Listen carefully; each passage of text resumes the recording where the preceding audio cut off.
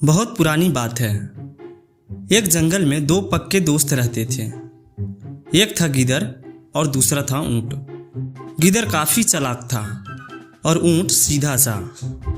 ये दोनों दोस्त घंटों नदी के पास बैठकर अपना सुख दुख बांटते थे। दिन गुजरते गए और उनकी दोस्ती गहरी होती गई। एक दिन किसी ने गिद्दर को बताया कि पास के खेत में पके हुए तरबूज हैं। यह सुनते ही गिद्दर का मन ललचा गया, लेकिन वो खेत नदी पार था। अब नदी को पार करके खेत तक पहुंचना उसके लिए मुश्किल था, इसलिए वो नदी को पार करने की तरकीब सोचने लगा। सोचते सोचते वो ऊंट के पास चला गया।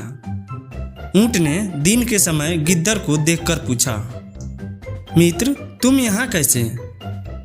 हम तो शाम को नदी किनारे मिलने वाले थे। तब गिद्दर ने बड़ी ही चालाकी से कहा, देखो मित्र, पास के ही खेत में पके तरबूज हैं। मैंने सुना है तरबूज मीठे हैं। तुम उन्हें खाकर खुश हो जाओगे, इसलिए तुम्हें बताने चला आया। ऊंट को तरबूज काफी पसंद था। वो बोला, वाह, मैं अभी उस गांव में जाता हूँ। मैंने बहुत समय से तरबूज नहीं खाए हैं। ऊंट जल्दी जल्दी नदी पार करके खेत जाने की तैयारी करने लगा। तभी गिद्दर ने कहा, दोस्त, तरबूज मुझे भी अच्छे लगते हैं, लेकिन मुझे तैरना नहीं आता है। तुम तरबूज खा लोगे तो मुझे भी लगेगा कि मैंने भी खा लिया। तुम चिंता मत करो, मैं तुम्हें अपनी पीठ पर बैठाकर नदी पार करवाऊंगा। फिर साथ में चलकर तरबूज खाएंगे। ऊंट ने जैसा कहा था वैसा ही किया। खेत में पहुंचकर गिद्दर ने मन भरकर तरबूज खाए और खुश हो गया।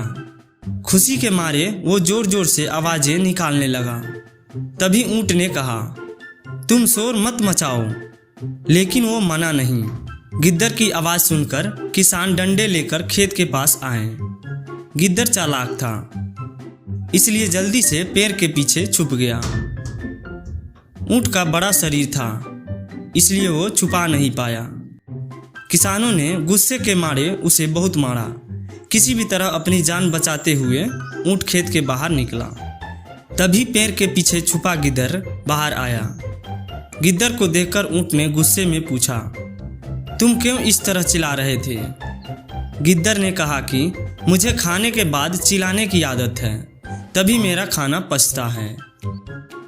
इस जवाब को सुनकर ऊंट को और भी गुस्सा आ गया।